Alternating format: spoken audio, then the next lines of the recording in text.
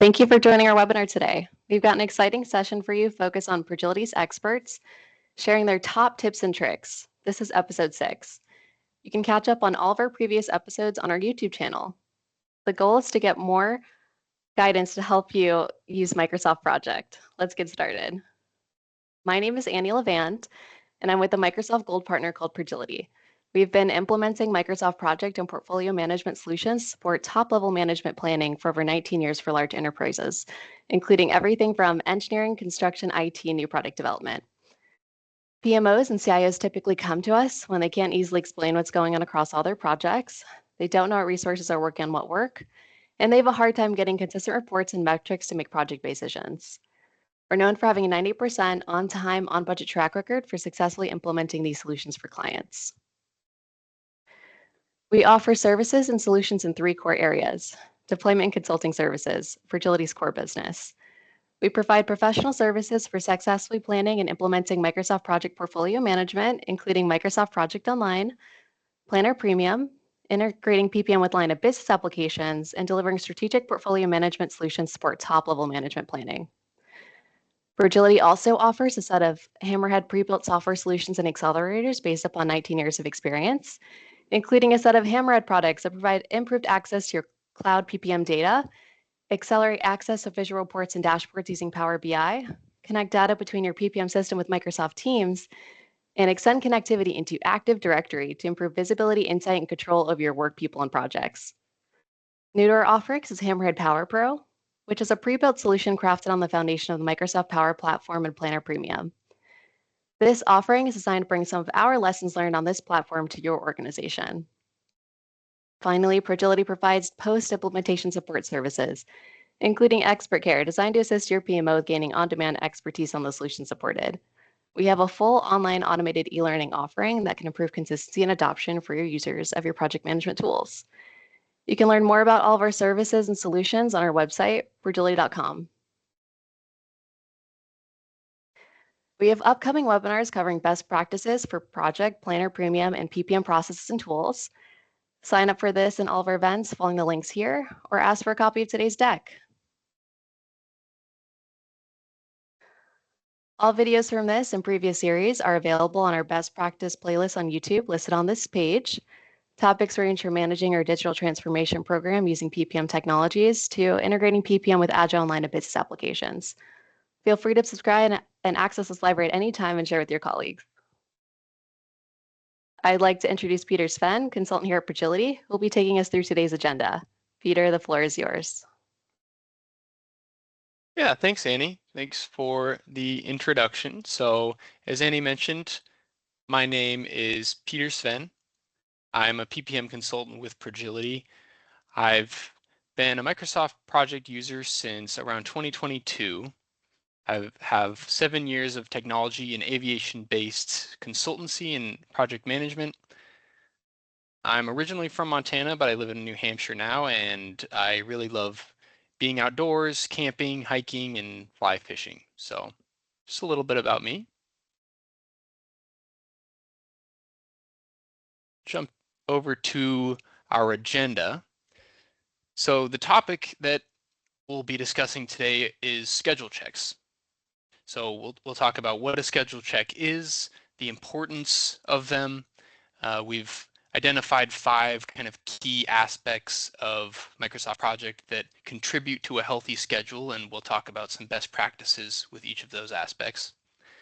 And then finally, we'll show some helpful custom views, custom fields, and some tools that PMs can use to really get the most out of Microsoft projects and manage their schedule in the ways that benefit them the most. So what is a schedule check? How I've defined it is the process of creating, reviewing, and validating a project schedule to ensure that the project adheres to best practices. So really, there are 2 components of a schedule check. It's not just maintaining a schedule, but it's creating it using the best practices to set yourself and your project up for success. if you start with a poor schedule, chances are it's going to remain a schedule. It's hard to turn around and make a poorly built schedule into something that's streamlined and clean. So really, the more time that a PM spends up front during the planning process, the easier it should be to maintain that schedule throughout the cycle of the project. So this means that the schedule accurately represents the project's timeline and its dependencies and resource allocations. And in turn, these things may help identify when or if a schedule goes off track.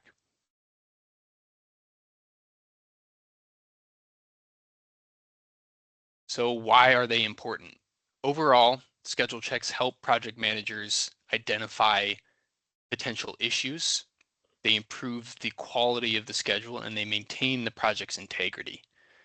So conducting regular schedule checks is really a good way to keep your project accurate and keep it reflective of the real life progress that a project is going through. So first of all, schedule checks help manage risks and they simplify issue resolution because these checks are letting you see downstream impacts of any changes that you make to your schedule.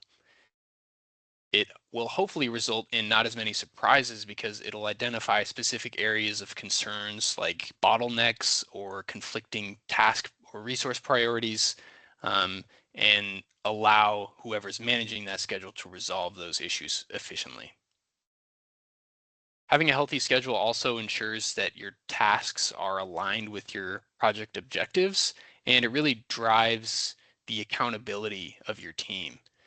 If a schedule itself is messy, unmaintained, and isn't really held to a high standard, then the resources that are assigned to that schedule and that that make up the work and the tasks really have less of a reason to hold themselves to a similar high standard. And finally, schedule checks help support data-driven decision making by keeping reporting up to date. So any executives or clients or people that aren't directly involved with a project schedule can still get an accurate representation of the state of the project in a timely manner. So a lot of the times PMs aren't just maintaining a schedule and the health of the schedule for themselves. They need to take into consideration the audience of whoever's viewing those reports and whoever's viewing the schedules themselves. So combine all these things, the bottom line is schedule checks help improve efficiency, both for the project manager and for any end user of the schedules or the projects that the schedules make up.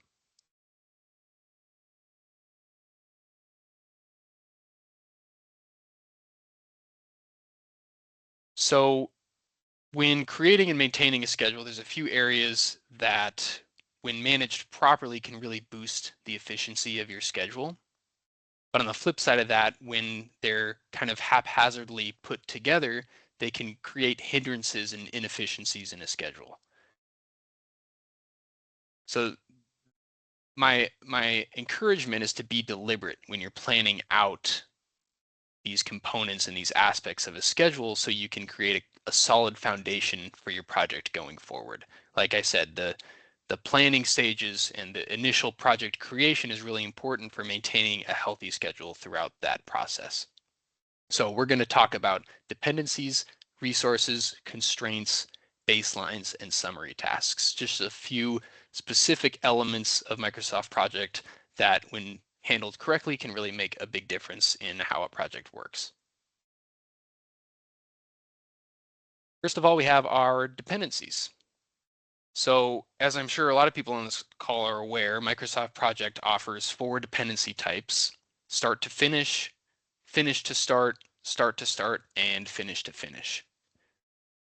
So finish to start is the most commonly used and the default dependency type that Microsoft Project offers.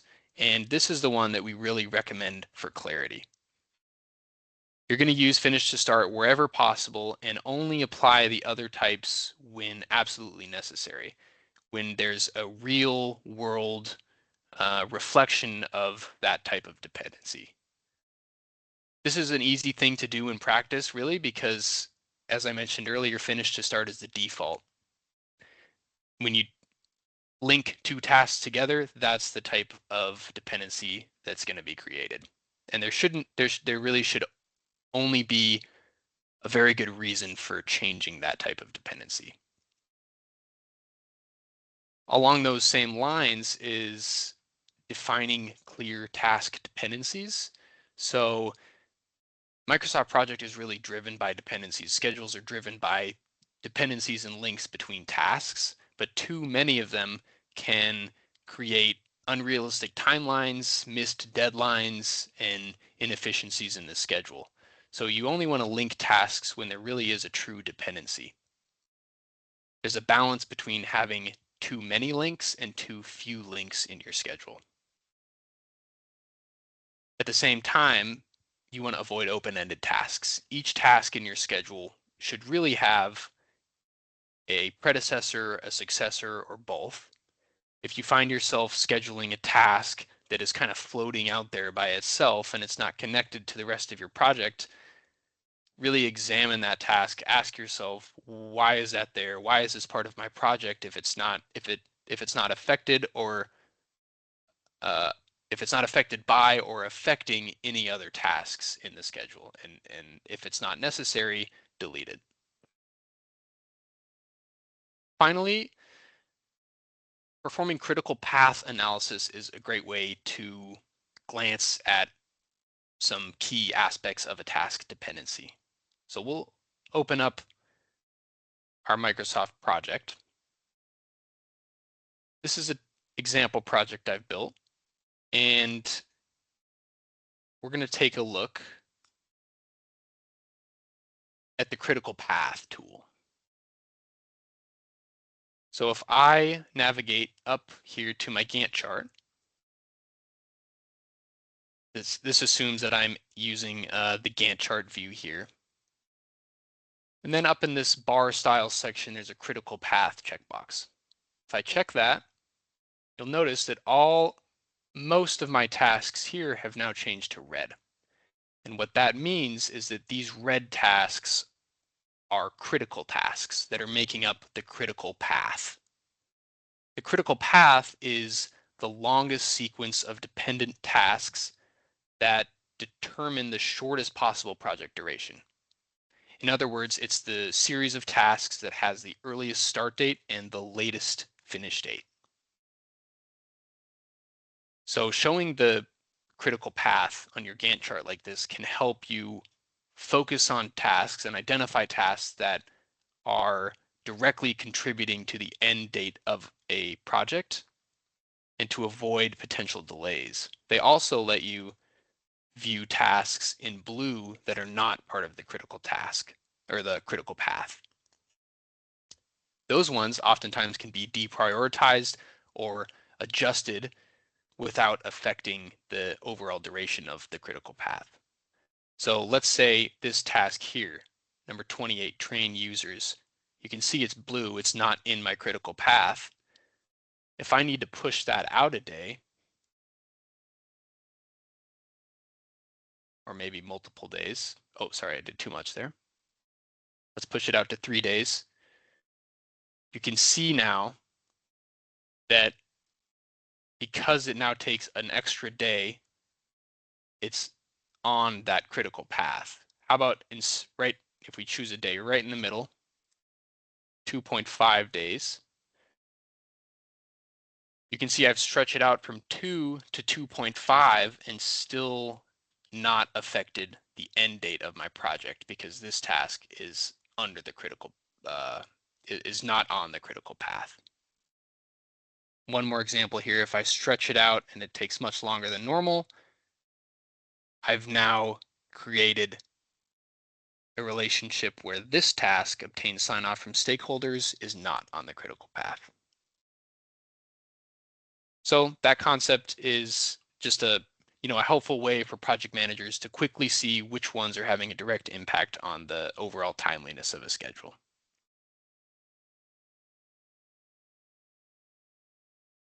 Now we'll talk about resources, some best practices when it comes to managing our resources. And really, every subtask in our schedule, in other words, every non-summary or non-milestone task should have a resource assigned to it. And I'll show you a way using a custom field that we can quickly indicate tasks that are missing resources. Of course, with resources comes over allocations. So there's a couple views that really help identify over allocations in our schedule, especially the resource usage and team planner views. I'm going to open project back up.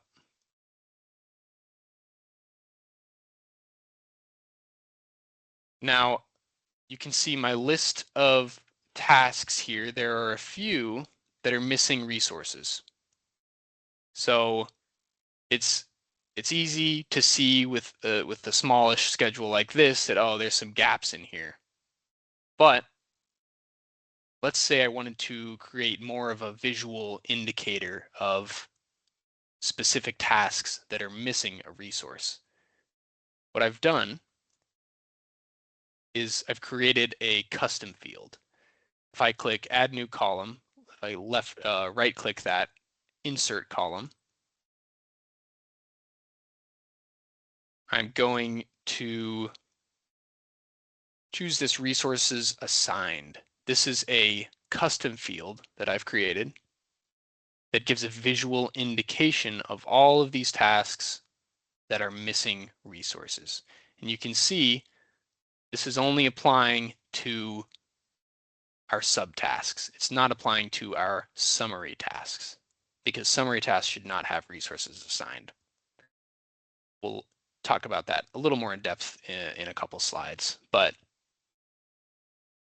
if I wanted to see what was driving this custom field here, if I right click it, this custom fields button down here opens up a custom fields dialog box, and it defaults to my task that I had opened this up based off of. So my resources assigned is a text field. It's a local field. This is different than an enterprise custom field, meaning it's not shared by, if I was using a interconnected version of a Microsoft project. These are local files. If I click this formula button here in custom attributes, then I can write a simple immediate if statement. Immediate if is just Microsoft Project's way of writing if statements.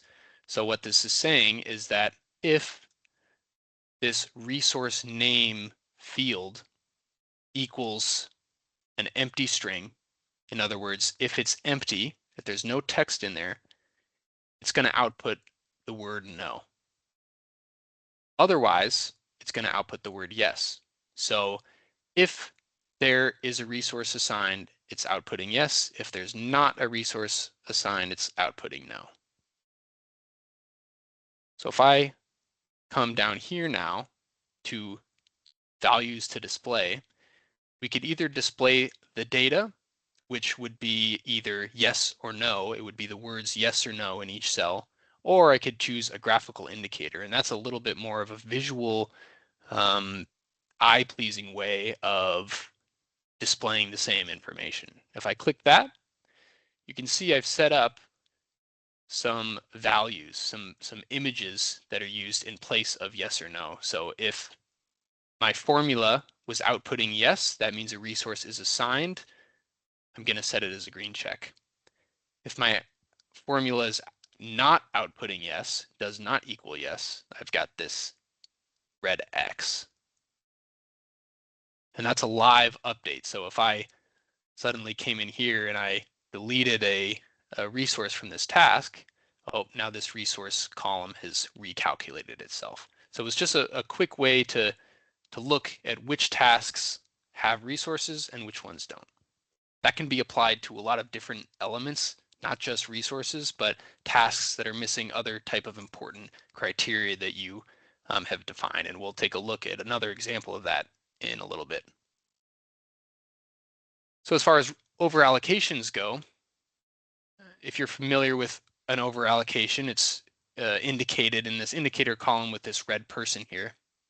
And you can see I've got myself set as a resource for 3 tasks that are all running at the same time as each other. So I don't have the capacity to work 3 tasks at once, so it's showing that I have an over allocation. So rather than scrolling up and down in your schedule and seeing all the tasks that are having the little red man indicated, if I right click on my Gantt chart bar here, and I go down to the resource usage view, it'll bring up a list of all my resources that I have in this project and a list of the tasks that that resource is assigned to. You can see I'm over allocated. I'm appearing in red because I have too many tasks going on at once. And this is just a quick way to see exactly which tasks a resource is assigned to and manage that time itself. An important thing with this view here and this next one that I'm going to show you is that it's allowing the project manager to identify over allocations, and it's giving them tools to fix it, but they're not directly fixing the over allocations themselves. That responsibility still falls on the project manager. So in addition to the resource usage view, but in a very similar vein is the team planner view. And this is a nice view because it shows my resource assignments in more of a timeline type view. So you can see here, me as a resource, I've got some over allocations. I've got 2 tasks that are running right at the same time as my gather requirements task is. So what I could do is I could drag my gather requirements task up or to a different user, if I get one that's running on the non-working days, which is why it's still showing as over allocated. But you can see that that clears up my my over allocation from this resource here. So 2 helpful views when managing resources and helping identify when over allocations are happening and on which specific tasks those over allocations are occurring on.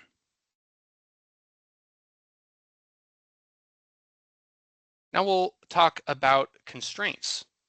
So the number 1 tip when it comes to constraints that I have is to avoid them when possible. Each task technically is always going to have a constraint because the default is as soon as possible. As soon as possible is a type of constraint, but it's not a hard constraint. A hard constraint would be something like can start no earlier than, or can finish no later than. Those are hard constraints, and those really should be avoided whenever possible, because setting a hard constraint fixes that task to a point and doesn't allow for dynamically scheduling tasks if it directly interferes with that deadline date or with that constraint date. So a lot of the times constraints are required. If there's regulatory deadlines or contractual obligations that need to be fulfilled, a constraint is necessary. But if there's no real world application of a constraint, then the default should always be used as soon as possible. We also always want to use auto-scheduled tasks as opposed to manually scheduled tasks.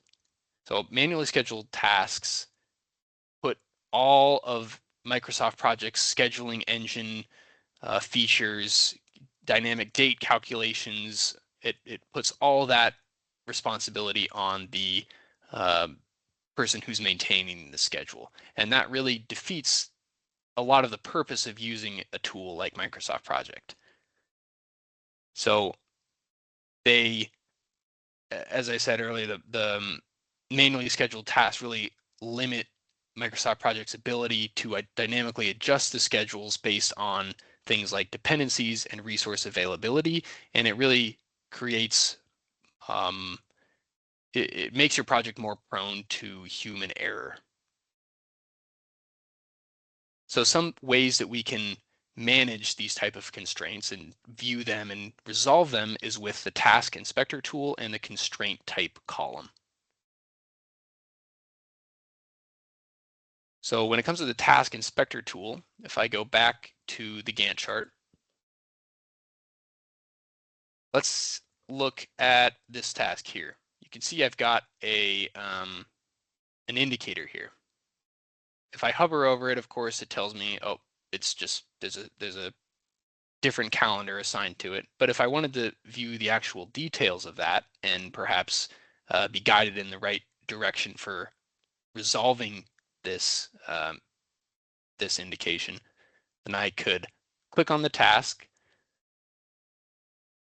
select it, and in the task ribbon here, there's an inspect option. If I click the inspect option, it brings up this task inspector tool. And this is just kind of a handy panel that gives us details about specific tasks and whatever indicator is on those tasks. So as you noticed earlier, I've got a over allocated resource applied to this gather requirements task. If I click that, it gives me information about why that resource is over allocated. And you can see it's assigned in a non-working time. So this task currently is running over a weekend, which I've already defined in my calendar as being a non-working time. So it's creating an error. And the helpful thing about the task inspector is that it gives us a tool to resolve that that warning. So it won't do it for us, but it'll, if I click this, it probably won't work because yeah, there's some issues with the actual scheduling of this over a weekend. But if there was, let's click on this one. There's a constraint here. And I suppose on constraints, it doesn't allow the, it doesn't give us an option to resolve it directly here, but it tells us exactly what the constraint is and the date of the constraint. It's just a nice way of seeing details about any task that we click on. So going back to this one, this task has a constraint on it. If I was realizing that there's a lot of constraints on my project and I wanted to quickly see what they all were and the dates for all of those, there's two columns called constraint type and constraint date. And these columns are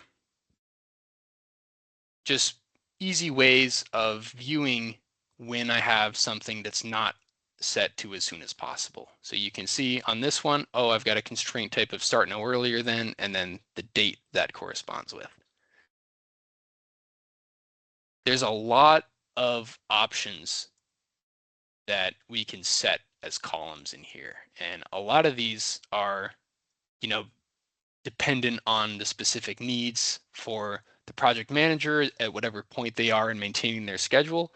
But what I found personally is that if I think that there should be a column for a specific type of attribute of a task, there usually is. It's only those times when I want to make it a little more customizable, like with the tasks missing resources, that I would create a custom field using one of these text fields.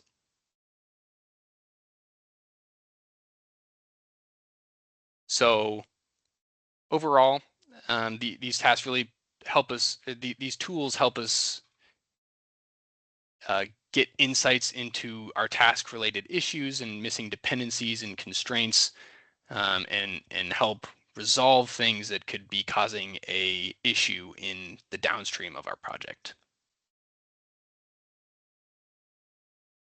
Talk about baselines now. So setting baselines really is one of the most critical features of Microsoft Project. And there are a couple best practices when dealing with baselines.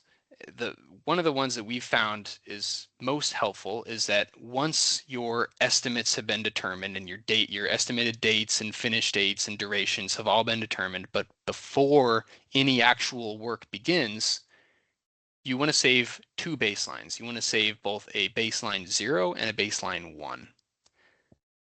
So baseline 0 is your current baseline. It's always your current baseline, and that baseline 0, or how it appears in Microsoft Project, is just baseline. That's used to create variances. It's used to calculate all the variances that Microsoft Project uses. So your variances between your baseline and your expected start, finish, cost, work, all of those different variables. The Microsoft Project doesn't look at the most recently saved baseline. So if you save or set a baseline 3, just know that Microsoft Project isn't looking at that baseline 3 to calculate variances. It's always looking at this baseline 0. The reason we recommend saving a baseline 1 is because that will serve as the original baseline, the very first baseline that was set for this project. It's just a nice record to have, that, despite going through however many changes or rebaselining, it's always good to have a reference for the original starting point. And that baseline 1, or the original baseline, should never be overwritten. It's only when the project scope or the requirements or the contract changes that you would be you'd most likely want to re-baseline. And re-baselining would mean saving off a baseline to a baseline 2 or a baseline 3. Microsoft Project provides up to 10 baselines, 11 including the baseline 0. So you've got 10 slots to save existing baselines and use those baselines for historical purposes. So at the end of the project, if you can use those baselines to come up with some lessons learned, and then to assist with any future estimating for subsequent projects. Finally, the custom fields can help us too with baselines. So we can use a custom field to display tasks that are missing baselines.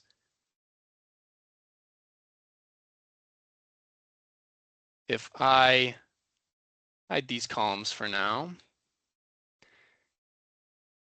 and then I've already created a new custom field. I've named this one baseline set. So this is a flag, and it's a very similar concept to a text field, but a flag is more of a binary, and a flag is useful when you're dealing with date fields. So baseline set, we can see, here's my baseline start column. A lot of these tasks have been added in between setting my original baseline, my baseline 0, and the current point of the project. So for example, if I come in here, add a new task,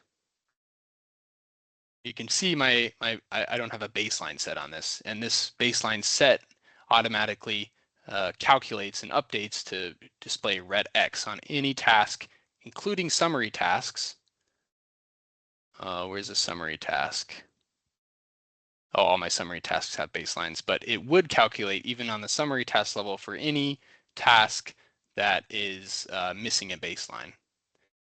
If I popped this guy out and made it a summary task, you can see it still applies. So the way that I have configured this baseline set field down in custom fields, you can see the type is a flag now, and I'm using the proj date of value. This is the function that Microsoft Project uses for date calculations. There's a few funky things that happen with dates because they use NA as opposed to an empty string. There's a difference between a date field and a text field in Microsoft Project. So to set up an indication based on dates, especially based on empty dates or dates with the NA value, then this is the function that would be used. And this basically converts this into a readable string that the formula can pick up on. So if this baseline start date does not equal NA, then it's going to put out yes. If it does equal NA, it's going to put out no for no baseline set. And again, very similar to the resources, if I go down to graphical indicators, I see that on this situation, I've only set it to have an X if the formula puts out a no. If I wanted to, I could populate, I could add a second line here and say equals yes, set it to green, or does not equal no, set it to green, and just have a little bit more granularity with that, or a little bit more. But to keep it clean, I like just the red X. So to create a custom field, one of the easiest ways to do it is in the project ribbon up top. There's this custom fields box here under the properties section. If I click that, it'll bring up all of my flags and all of my text fields. These are all my unused text fields. So I can just choose one at random.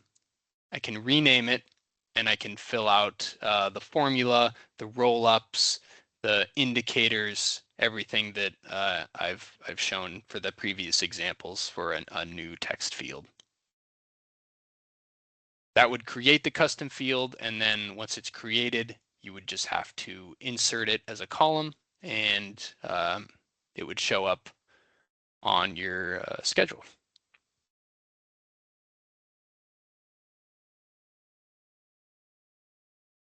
Okay. That brings us to summary tasks. So we've touched a little bit about summary tasks already, but summary tasks, which are the roll-up tasks, are really meant for grouping and organizing subtasks. They should not contain any dependencies. They shouldn't contain resources or really any actionable data at all. They're meant to roll up all of the tasks beneath them. And for that reason, we never directly interact with or change the values of a summary task. We're never going to increase the duration of a summary task or directly update the finish date of a summary task. Instead, we would be updating the durations and the dates for the tasks beneath it, the subtasks. And Microsoft Project is smart enough to know that any subtask under a summary task is going to directly affect the attributes of the summary task. I'll show you some custom fields that can help identify summary tasks that do have resources or dependencies on them. So let's take a look at this this project conclusion summary task here. You can see the duration is 10 days. I would never come in here and increase the duration of this project conclusion summary task. Instead, I would increase the duration of the subtasks on that summary task. And when I press enter, you can see that the project conclusion task has or the project conclusion summary task has adjusted accordingly. You'll notice project conclusion has a resource assigned to it, and that is, of course, a no-no. So what I've done is added custom fields to help identify when these type of issues are present in our schedule. So if I type summary tasks, I've got these two here that I've created earlier, summary tasks with dependencies and summary tasks with resources. If I add both of these,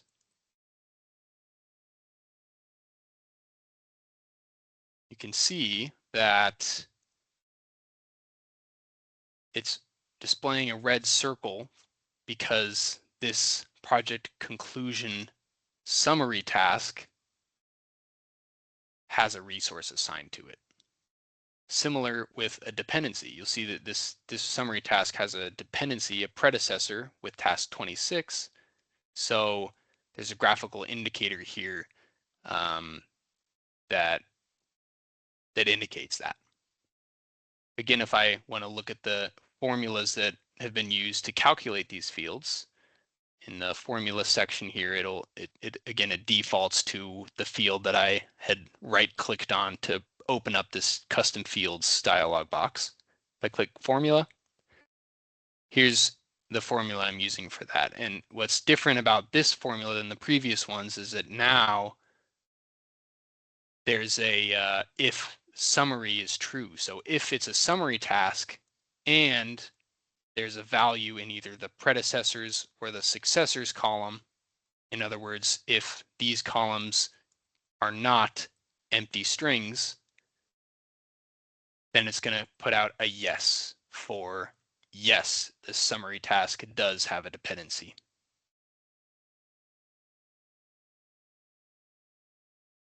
And if I open up graphical indicators, you can see that that circle is appearing when my formula is outputting a yes. Same thing for the resources. I open up my formula, you can see first thing I'm checking is that, is it a summary task? Because of course I only want to calculate this on summary tasks. And the resource name field is not empty string, so yes, this summary task does have a resource.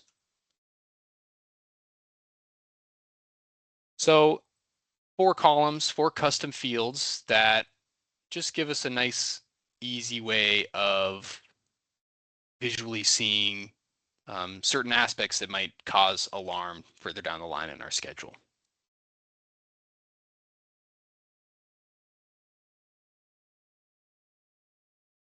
So finally, we're going to talk about some just helpful custom fields or custom views that can be used to manage all of these different aspects that we've put together. It makes it a little bit more accessible once you've built them to quickly pull them up. And then some tools here that help us visualize and filter our data based on what our needs are with the schedule. So if I open up my project, as you noticed, I started the project without any of these columns here. These have all been manually added by right-clicking and inserting the columns. But let's say I didn't want to have to do that 4 times every time I loaded up this schedule. What I could do is in my View tab here, there's this Other Views button here in the Task View section. If I click that, I can save this view. I'll name it Schedule Health. I save that. I've saved a copy of whatever my my current layout for these columns is. So if I come over to my you'll notice it automatically sets. But if I was back to Gantt, or if I was looking at the resource sheet and I wanted to bring up all those columns again, or if I had closed out of my application, it's easily accessible here by right-clicking the sidebar and clicking Schedule Health. And you can see all of those views have been saved. That really applies to more than just columns. It can apply to the formatting that you apply to this to your schedule. It applies to the fact that we had set our critical path earlier. And then up in this data section here, there's 3 columns that they're always there, they're always visible, but sometimes they can be overlooked. But they're really helpful with filtering out or highlighting data that may be important to us. So when we set our critical path here, you notice it didn't really affect this window here of our actual tasks. It just affected the Gantt chart. But with our highlight feature, we can highlight every task that makes up that critical path and just make it much more visible and front facing as far as the schedule itself goes. Same thing applies to filtering by different things. There's a lot of things in here that, like resources. This is a helpful one. If you only wanted to show tasks that the end user trainer resource was assigned to, then we could filter by the end user trainer, just like that. Similar to groups, the common one is the complete and incomplete tasks. Right now, none of my tasks are complete, so it's just showing one, but notice that it's stacking on each other. So it's only showing my tasks for my end user trainer resource. So if I undo these, that's one thing that, if you do set a filter or a group by, you're going to have to remember that that's been set in case you're not seeing all of the data that you expect. Okay. Well, with that, I'll hand the presentation over to Annie, and if there's any Q&A questions, we can get into those. Thanks for the presentation, Peter. Hopefully folks found this useful. We'll now open the floor to questions and answers. Remember to enter your questions in the question and answer manager at the top of your team screen. Let's see if there's any questions in the queue.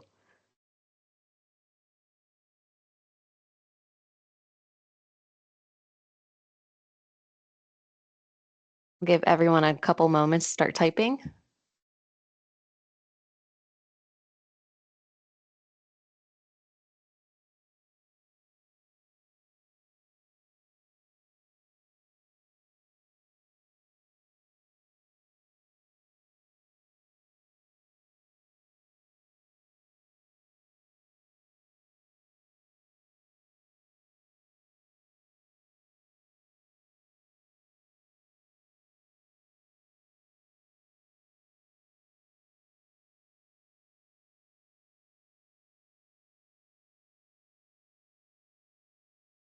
Peter, are you seeing the Q&A on your side? For some reason, it's not popping up on my end. I've got one from Mark. I see that, Mark. The question is, could you please show again how you saved that view? Yes, definitely I can. So in Microsoft Project, there's a lot of different ways of doing the exact same thing. So a lot of this is personal preference, but what I've found the easiest way to save a view is if I go to the View ribbon up top, in the Task Views section here, there's this Other Views button. If I bring that down, there's a Save View. And this takes a snapshot of whatever view you have open, whatever columns or filters or highlights you have, and it saves it to a new view that you can name as whatever you want. If you don't want to overwrite one, if you just want to update it, the current view, like my current view is Schedule Health, I could click that instead. And that would save an updated version of that view.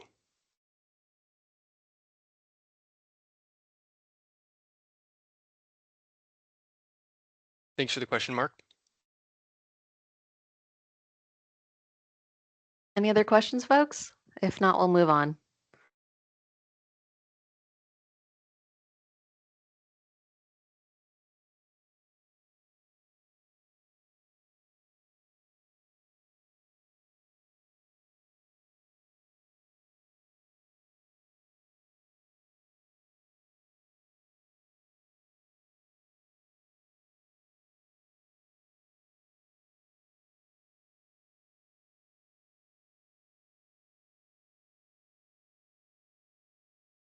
I guess we'll be moving on. So, how do you get started? If you're interested in exploring the use of Microsoft Project Online to manage and report on your portfolio of projects, resources, or work, reach out. Our team can assist with helping you understand and evaluate your options, including laying out a roadmap for deploying some of the technology, developing a plan for implementation, as well as guiding you on the support required for success. Our contact information is included here, including a link to our website with lots of good info on the services and solutions available to accelerate your rollout of all the Microsoft project and work management products. Additionally, if you already own Microsoft Plan licenses, like most do, and would like guidance on what you can do best to maximize these, let's have a conversation. We can provide options for which technology is the right fit for your PMO, IT organization, or business groups.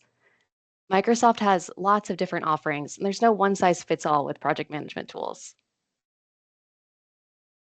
Thank you again for joining our webinar today. We appreciate your time and look forward to seeing you online for our next session. Have a great day. Thanks, everyone.